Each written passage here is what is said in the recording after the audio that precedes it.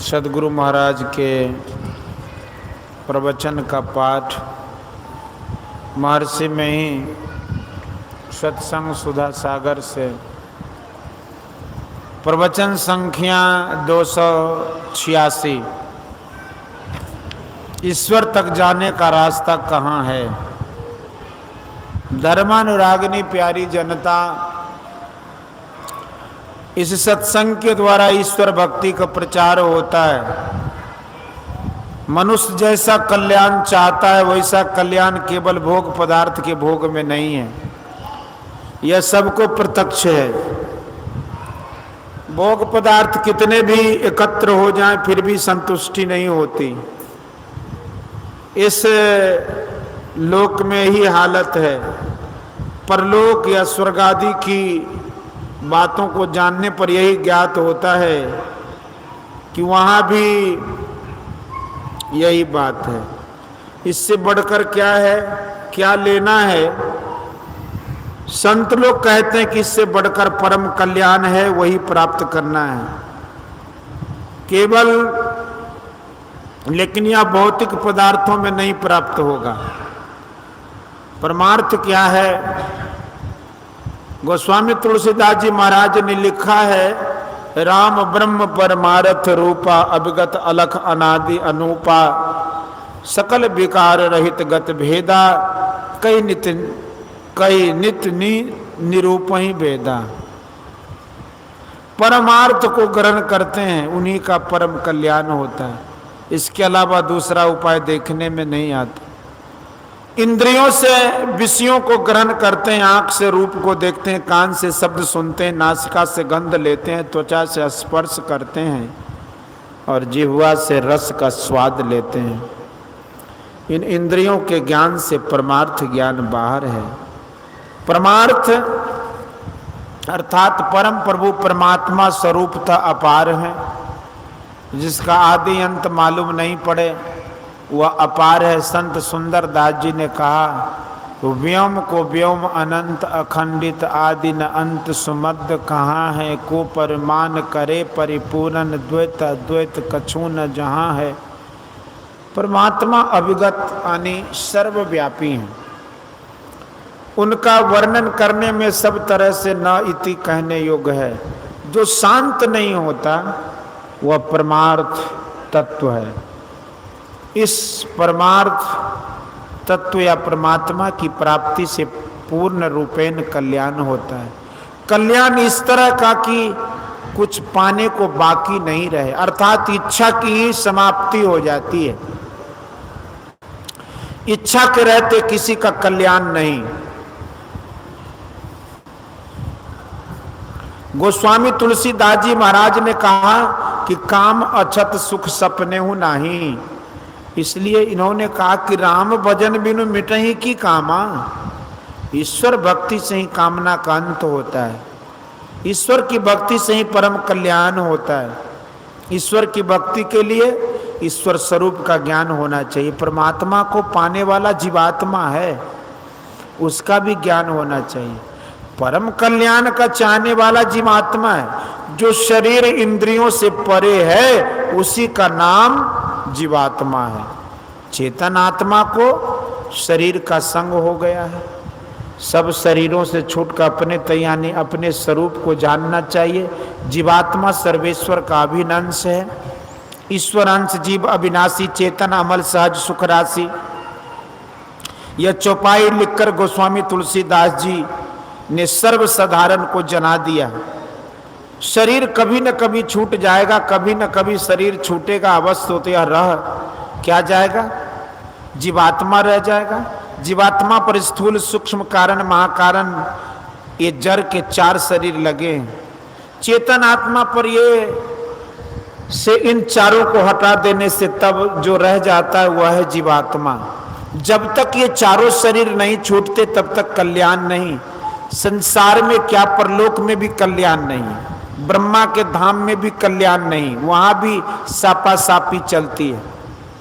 आप लोग गर्ग संगीता महाभारत पद्म पुराण पढ़कर देख सकते हैं। गोस्वामी तुलसीदास जी ने रामचरितमानस में कहा है कि नारद भव बिरंची सनकादि जो मुनि नायक आतमवादी मोहन अंध किन्न के ही को जग काम न चावन जेही तृष्णा केहि न किन्न बौराहा केहि कर हृदय क्रोध नहीं दाहा ज्ञानी तापस सूर कवि कोविद गुण आगार केहि के लोभ विडम्बना न किन्न नहीं संसार गुण कृत सन्निपात नहीं केहि को न मान मद तजो निबेही चिंता सापिनी काहि न खाया को जग जाहि न व्यापी माया कीट मनोरथ दारु शरीरा जेहि न लाग घुन को असधीरा। जहां जहां ये लोग रहते हैं वहां भी कल्याण का स्थान नहीं। नारद का मोह नहीं छूटा, जय विजय को वैकुंठ में साप ही मिला, कहीं भी कल्याण का स्थान नहीं है। जर के सब शरीरों को छोड़कर जो बच जाता है उसी को कहते हैं जीवात्मा व चेतन आत्मा। शरीर होने का कारण ही मिट जाए तब परम कल्याण होगा। ईश्वर का दर्शन हो, दर्शन के लिए जो चलता है उसके सब शरीर छूटते जाते हैं। भगवान श्री कृष्ण ने श्रीमद् भगवत गीता में क्षेत्र क्षेत्रज्ञ का ज्ञान दिया। 5 स्थूल तत्व मिट्टी जल अग्नि वायु और आकाश, 5 सूक्ष्म तत्व रूप रस गंध स्पर्श और शब्द, अहंकार बुद्धि प्रकृति 10 इंद्रिया, हाथ पैर मुंह गुदा लिंग, ये 5 कर्मेंद्रियां, और आंख कान नाक जिह्वा और त्वचा, ये 5 ज्ञानेंद्रिया। मन चैतन्य संगात कहे गए का संगरूप, धृति धारण करने की शक्ति, और इनके विकार इच्छा द्वेष सुख और दुख, इन 31 तत्वों के समूह को क्षेत्र कहते हैं। इस क्षेत्र को छोड़कर जो बचता है उसी को कहते हैं क्षेत्रज्ञ व चेतनात्मा। इस ज्ञान को लोग नहीं जानते हैं। आत्म तत्व विदित नहीं होने पर सर्वज्ञता नहीं आती, उसमें अज्ञानता बनी रहती है। इस अज्ञानता को दूर करने के लिए ईश्वर की भक्ति है। भक्ति के साथ ज्ञान नहीं है, यह कहना युक्ति संगत नहीं है। भक्ति के साथ योग नहीं है, यह कहना भी युक्ति संगत नहीं है। योग से परमात्मा को पाने का काम होता। अगर ज्ञान और योग को छोड़ दें तो मोटी भक्ति में मोटी इंद्रियों के संग रहने के कारण सुख दुख का भोग भोगता रहेगा। बाहर में कहीं भी रहो, पहाड़ के शिखर पर रहो, कंदरा में रहो, जहां कहीं भी रहो, अपने अंदर ईश्वर पाने की कोशिश करते रहो। ईश्वर का दर्शन इंद्रियों को नहीं होगा। इंद्रियां स्थूल हैं, इस स्थूल इंद्रियों से सूक्ष्म का ग्रहण नहीं होता। ईश्वर की उपमा आकाशवत सूक्ष्म कहने से भी ठीक नहीं होती। गोस्वामी तुलसीदास जी ने रामायण में लिखा है, राम काम सतकोटि सुभगतन, दुर्गा कोटि अमित अरिमर्दन, शक्र कोटि सत सरिस बिलासा, नव सत कोटि अमित अवकाशा, मरुत कोटि सत विपुल बल, रवि सत कोटि प्रकाश, शशि सत कोटि सुशीतल, समन सकल भवत्रास, काल कोटि सत सरिस अति दुस्तर, दुर्ग दुरंत, धूम केतु सत कोटि समा, दुराधर्ष भगवंत, प्रभु अगाध सत कोटि पताला, समन कोटि सत सरिस कराला, तीरथ अमित कोट सत पावन, नाम अखिल अगपूग न सामंग, हिम गिरु कोटि अचल रघुबीरा, सिंधु कोटि सत सम गंभीरा, कामधेनु सत कोटि समाना, सकल कामदायक भगवाना, सारद कोटि अमित चतुराई, विधि सत कोटि सृष्टि निपुनाई, विष्णु कोटि सत पालन करता, रुद्र कोटि सत सम संघरता, धनद कोटि सत सम धनवाना, माया कोटि प्रपंच निधाना, भार धरण सत कोटि अहिसा, निर्वधि निरुपम प्रभु जगदीशा। और अंत में कहा, निरुपम न उपमा आन राम समान, राम निगम कहे, जिमि कोटि सत खद्योत सम रवि, कहत अति लघुता लहे। जिस तरह 100 करोड़ जुगनों की उपमा सूरज के साथ दी जाए तो सूरज की हीनता होगी, उसी तरह 100 करोड़ विष्णु, 100 करोड़ ब्रह्मा, 100 करोड़ शिव, 100 करोड़ दुर्गा आदि की उपमा देने से राम की हीनता होगी। ईश्वर सबसे सूक्ष्म है, इसी कारण वे सर्वव्यापक, वे अनंत हैं। आदि अंत रहित हैं, वे सर्वव्यापक से भी परे है, सर्वव्यापकता से भी परे हैं। ऐसे परम प्रभु सर्वेश्वर से बढ़कर कोई नहीं हो सकते। आदि अंत रहित तत्व एक ही हो सकता है। इंद्रियां बहुत स्थूल हैं, परमात्मा सूक्ष्माति सूक्ष्म है, इसलिए परमात्मा इंद्रियों से नहीं ग्रहण हो सकते, केवल जीवात्मा ही ग्रहण कर सकता है। जो अपने स्वरूप को जानता है वही परम प्रभु सर्वेश्वर को भी जान सकता है। इसलिए कहा जाएगा कि परमात्मा वे हैं जो चेतन आत्मा से ग्रहण होते हैं। आप शरीर नहीं हैं, आप अपने शरीर को पहचानते, शरीर को रूपांतर होता है, शरीर का रूपांतर होता है अर्थात परिवर्तन होता है, शरीर नाशवान है। हम लोगों के यहाँ जो श्राद्ध क्रिया की जाती है उससे भी यह सिद्ध होता है कि शरीर छोड़ने वाला कहीं है अवश्य, इसलिए श्रद्धा बस लोग श्राद्ध करते हैं। शरीर 5 तत्वों से बना है, छितजल पावक गगन समीरा, पंच रचित अति अदम शरीरा। यह रामायण में गोस्वामी तुलसीदास जी ने लिखा है। आप अपने शरीर को तो पहचानते हैं लेकिन अपने स्वरूप को नहीं पहचानते हैं। अपने स्वरूप की पहचान कैसे होगी? जैसे अपनी आंख को आप आईने के माध्यम से अपनी ही आंख से देखते हैं, उसी तरह अंतः साधन के माध्यम से अपने स्वरूप को पहचान सकेंगे, तब ईश्वर को भी पहचान सकेंगे, तभी परम कल्याण होगा। इसी के लिए साधना की जरूरत होती है। इसके लिए अपने अंदर के मार्ग पर चलो। मार्ग या रास्ता की भी परिभाषा जाननी चाहिए। ईश्वर के पास जाने के लिए एक मार्ग है, विविध उपासनाएं मार्ग नहीं है। मार्ग वह लकीर है जिस पर कोई चलता है।